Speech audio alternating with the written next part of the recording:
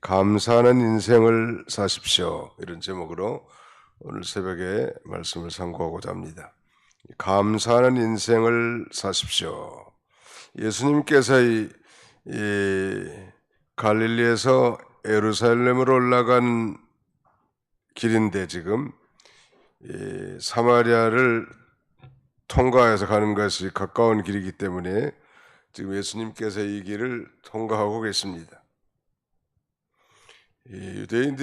유대인들이라고 하면 사마리아 땅은 금기의 땅인데도 불구하고 하나님께서는 전에 그 수가성의 여인을 구원하기 위해서도 그 위대한 행보를 하신 것 같습니다. 그 유대인들의 그 전통이라든지 관습을 파괴하고 그야말로 이 레디컬 스텝, 급진적 발걸음을 행한 것은 그 영혼을 구원하기 위한 거란 오늘 교회도 마찬가지입니다. 좋은 전통과 제도를 계승하는 건 좋은 일이지만 그러나 더 우선적인 것은 영혼을 구원하고 생명을 살리는 일이 더 중요하기 때문에 예수님께서는 그런 관습을 타파하고 유대인 남자들이 상상도 할 수 없는 그런 진보적인 발걸음을 걸어간 것입니다. 한 촌에 들어가시니 거기에 10명의 나병 환자가 예수님께 나와서 지금 자신의 그 나병을 고쳐달라고 소리칩니다. 거기 보시면 12절에 한 마을에 들어갔으니 나병 환자 10명이 예수를 만나 멀리 서서 소리를 높여 이르되 예수 선생님이여 우리를 불쌍히 여기소서 하거늘 멀리 서서 외쳤단 말이에요. 얼마나 외쳤을까?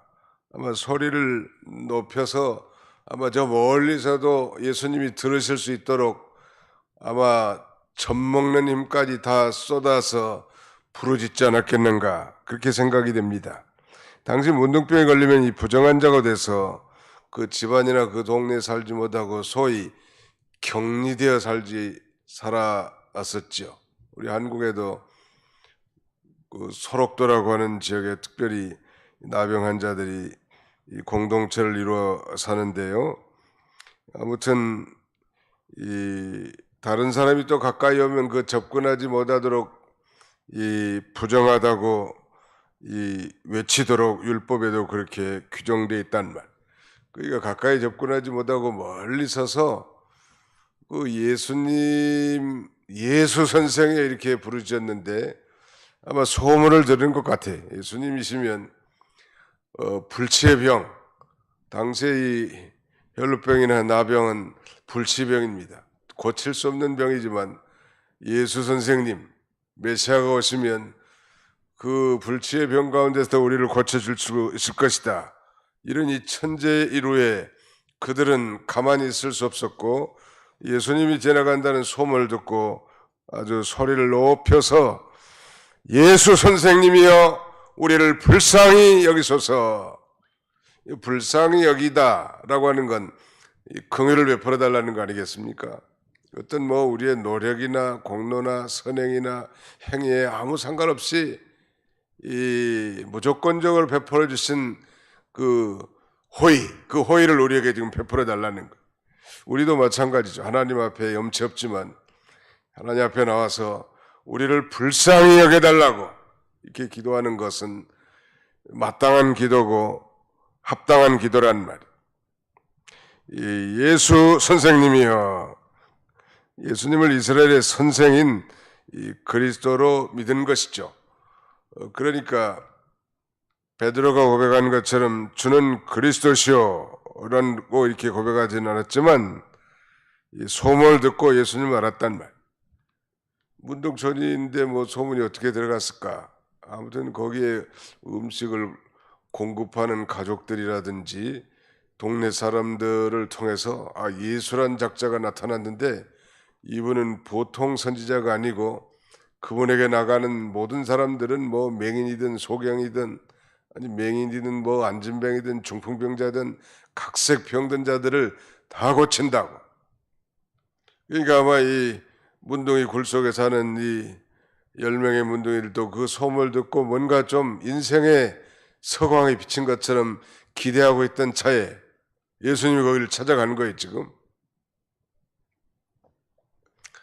그리고 예수님을 본 것 같아요.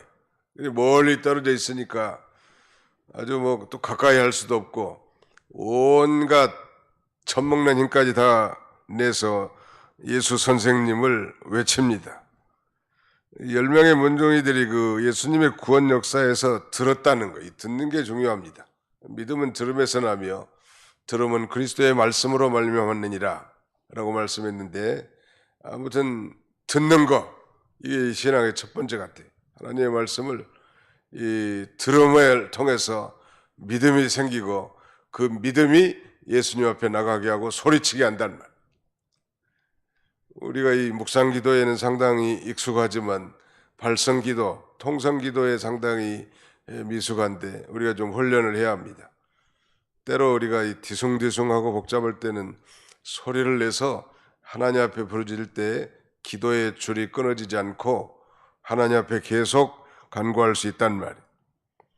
이 10명의 문둥이들이 지금 예수님의 이 구원 역사를 들은 것 같아요. 그래서 그대로 믿고 예수님께서 하나님의 능력으로 자신들의 이 나병 환자를 고칠 수 있다고 믿어서 이렇게 부르짖은 것입니다. 우리를 불쌍히 여기소서, 긍휼히 여겨달라는. 한번 따라서 합시다. 우리를 다시 나를 불쌍히 여기시옵소서. 불쌍히 여겨달라고 기도하는 하나님 앞에 나왔어. 뭐 자격도 없고 행한 것도 없고 공로도 없고 나름하는 근거도 없고, 그러나 다만 불쌍히 여겨달라고 힘이 있고 전능하신 하나님께서 우리에게 줄 수 있는 건 긍휼이란 말. 우리는 예수 그리스도의 긍휼을 입어야만 이 하나님의 은혜를 입을 수 있습니다. 우리의 공로로 하나님 앞에 나갈 수 없기 때문에 예수님께서 대신 십자가에 달려 대신 대속적 죽음을 죽으신 것이죠. 우리 힘으로 하나님 앞에 가까울 수 없다는, 노력으로, 선행으로, 돈으로 그 어떤 것 가지고 하나님 앞에 나갈 수 없습니다. 하나님의 긍휼하심을 따라 오늘 저와 여러분들이 예수 그리스도를 통해서 구원을 받게 됐는데, 오늘 이 10명의 문둥이들은 예수님께서 이렇게 간절히 구하는 자를 외면할 수 없었겠죠, 당연히. 아무튼 기도는 간절한 게 중요한 것 같아요. 참으로 이 애타고 간절한 심령으로 부르짖는 기도가 응답받을 수 있는 건 확실하단 말. 거기 14절에 보시면 보시고 이르시되 가서 제사장들에게 너희 몸을 보이라 하셨더니 그들이 가다가 깨끗함을 받은지라. 이 놀라운 사실은 우리를 불쌍히 여겨달라고 했으면 뭐 예수님이 찾아와서 이 문둥병, 나병의 당체에 손을 얹고 하늘을 하나님 앞에 부르짖어 기도함으로 이렇게 기적적으로 낫게 해줄 걸 아마 기대했을 텐데, 예수님의 말씀은 전혀 다르게 가서 제사장들에게 너희 몸을 보이라 하셨더니 그들이 가다가 깨끗함을 받은지라. 유대사에서 이 문둥병에 걸린 자는 완전히 병이 치유됐을 때 율법에 의하면 제사장이 가서 자신이 나은 것에 대해서 인정을 받을 수 있습니다. 그럼에도 불구하고 지금 예수님께서 나병 환자들의 그 병을 고쳐주지도 않고 이렇게 말하는 거예요. 가서 제사장들에게 너희 몸을 보이라 하셨더니 그들이 가다가 깨끗함을 받은지라. 뭐 깨끗함을 받으라 한마디 말씀도 하지 않았고 무작정 가서 너희 자신을 제사장들에게 보이라고 이렇게 말씀하셨단 말. 왜 이렇게 말씀하셨을까? 그 말씀에 복종하는 그 신앙을 요구하는 거예요, 지금. 맨 마지막에 보면 너희 믿음이 너희를 구원하였느니라 말씀한 것처럼, 아무튼 하나님의 말씀은 절대적 진리란 말. 그러므로 믿고 절대적으로 믿고 순종하면 역사가 나타나는 것. 그 죽은 지 나흘이 된 이 나사렛 무덤 앞에서 예수님께서 그렇게 요구하시죠. 돌을 치우라고.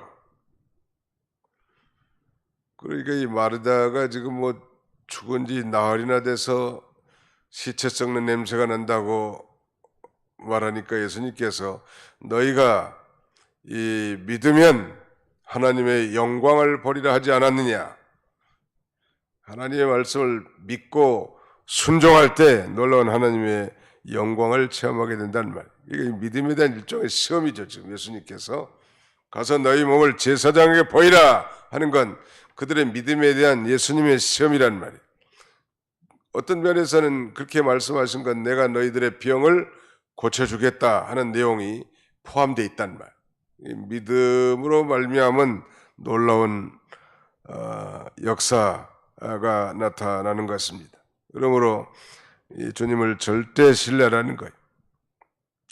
또 하나님의 말씀에 대한 절대 복종하는 이 마음을 가질 때 이런 놀라운 역사가 나타나게 됩니다. 아무튼 하나님의 말씀을 듣는 것으로 족하지 아니하고 우리의 삶 가운데 실제로 믿고 순종할 때 이 놀라운 역사가 나타나게 됩니다.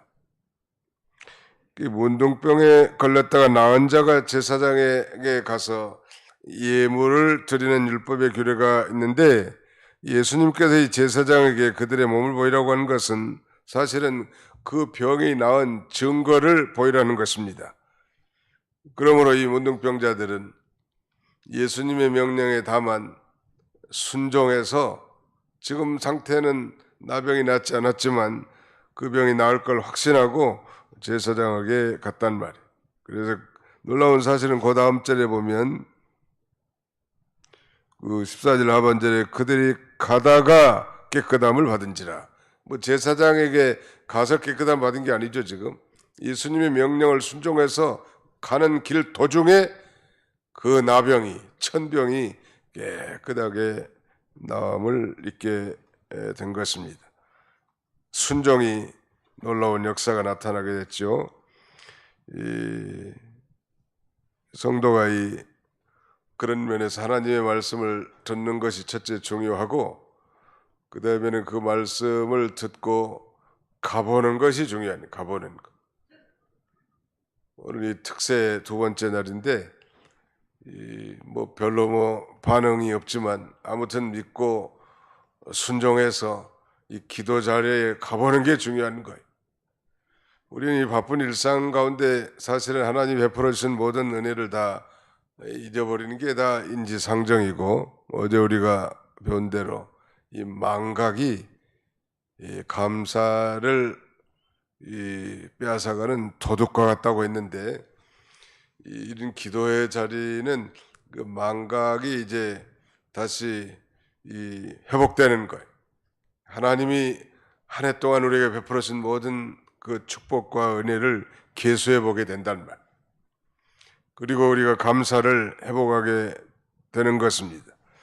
그러므로 우리 주님이 가서 제사장들의 너희 몸을 보이라 가라고 할 때 가는 게 중요하다네. 와보라 할 때 가보는 게 또 중요하다는 말.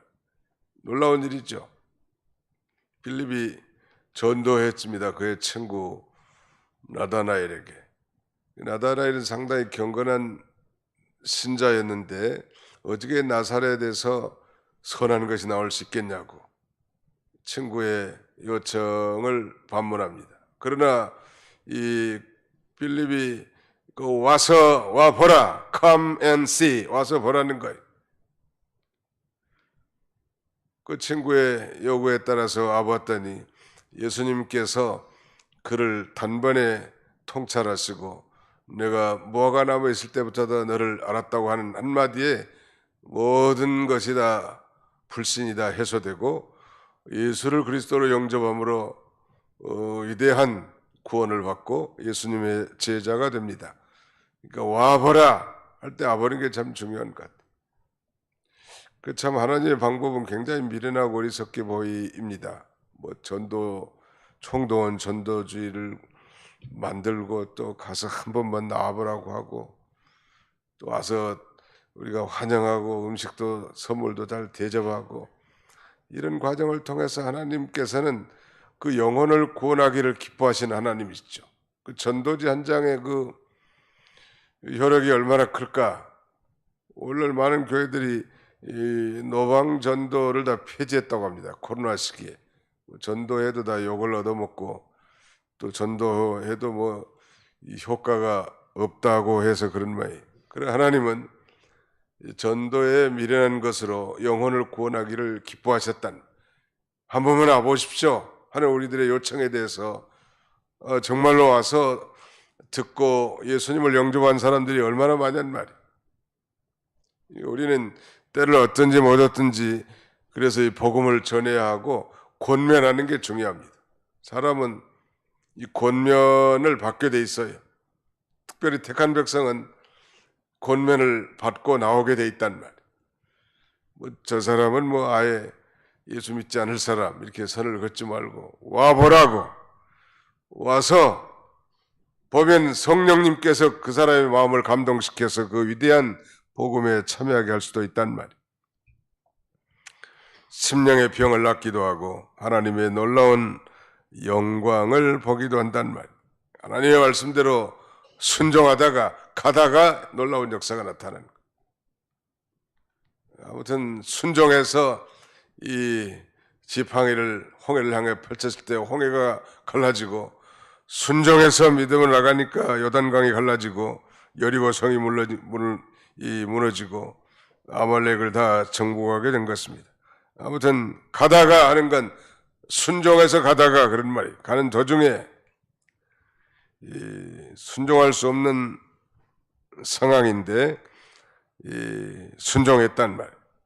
그게 참 믿음인 것 같아요. 우리가 때로 내 생각과 하나님의 말씀이 배치되고 순종하지 못할 그런 환경에 있을 때도 믿고 순종하면 하나님이 다 살게 하고 갈 길을 다 열어주고 복되게 한단 말. 그것도 기쁨으로 순종하는 사람을 통해서 하나님은 오늘도 하나님의 놀라운 역사가 나타나게 한 것입니다. 근데 놀라운 이런 그 치유의 은혜를 받은 사람이 10명인데 15절에 16절까지 같이 읽어봅시다. 15절 16절 시작. 그 중에 한 사람이 자기가 나은 것을 보고 큰 소리로 하나님께 영광을 돌리며 돌아와 예수의 발 아래 엎드려 감사하니 그는 사마리아 사람이라. 그 중에 한 사람이면 10명 중에 하나니까 10분의 1이죠. 10명 중에 한 사람이 자기가 나은 것을 보고 큰 소리로 하나님께 영광을 돌리면서 돌아와서 예수님의 발 앞에 엎드려 감사했다고 했습니다. 근데 놀라운 사실은 이 한 사람은 유일하게 유대인이 아니고 이방 사마리아 사람이었단 말이에요. 그래서 예수님이 뭐라고 말씀하시는가 보세요. 17절 예수께서 대답하여 이르시되 10사람이 다 깨끗함을 받지 아니하였느냐 그 9은 어디 있느냐. 우리가 그 9에 해당되지 말고 그 한 명 이방인과 같이 받은 은혜를 다시 한번 새록새록 되새기면서 감사하는 그런 절기가 다 되시기를 주님의 이름으로 축원합니다. 감사하는 자들이 많지 않다는 거예요.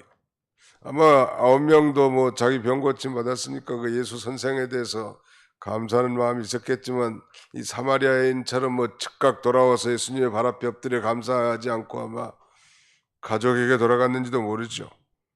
아주 가족을 만날 생각에 앞서서 귀가했을 수도 있단 말. 그러나 이 사마리아 사람, 사마리아 문둥이는 그렇지 않았단 말. 하나님께 돌아와 먼저 감사한 것. 이 감사의 조건이 생겼을 때 먼저 감사하지 않으면 그 감동이 식어집니다. 식어져서 이제 더 감사할 마음이 싹 다 달아나는 거예요. 감사로 제사를 드리는 자가 하나님을 영화롭게 한다고 했습니다. 오늘 우리는 이 엄청난 은혜를 받았습니다. 사실 이 문둥병은 죄를 상징합니다. 그리고 이 문둥병의 진행 과정은 죄의 진행 과정과 아주 유사하죠. 오늘 우리는 예수 그리스도로 말미암아 그 문둥병과 같은 죄에서 깨끗함을 입은 자예요. 그러므로 우리가 이 죄에서 깨끗함을 입은 것이 곧 구원이고, 그러므로 그 구원의 은혜가 얼마나 큰지 그 은혜에 우리가 감사해서 늘 하나님 앞에 감사의 인생을 사는 것이 마땅할 것입니다. 그렇지 않고 이 9명의 유대인 문둥이들은 육신의 병은 고침받았지만 감사하지 않았습니다. 놀라운 사실은 이 감사하는 자에게 더 큰 감사를 할 조건을 하나님 주신다는 것. 거기 보십시오. 17절 예수께서 대답하여 이르시되 10사람이 다 깨끗함을 받지 아니하였느냐? 그 9은 어디 있느냐? 이 이방인 외에는 하나님께 영광을 돌리러 돌아온 자가 없느냐 하시고 그에게 이르시되 일어나 가라, 내 믿음이 너를 구원하였느니라 하시니라 하시더라. 영혼의 구원의 은총에까지 참여하게 된 거예요. 감사하면 하나님이 더 큰 감사를 할 조건들을 하나님이 자꾸 주시는 거예요. 이 감사 인생이 참, 감사가 기적을 낳는 것 같습니다. 아무튼 매일 매 순간마다 하나님 앞에 감사하는 사람이 되시기 바랍니다. 냉전 시절에 소련의 후르츠초프가 이 모든 내각들을 불러놓고 도대체 미국이란 나라는 왜 이렇게 잘 사는 나라인가, 이걸 좀 연구해 보도록 아마 KGB에게 오다를 내린 모양이에요.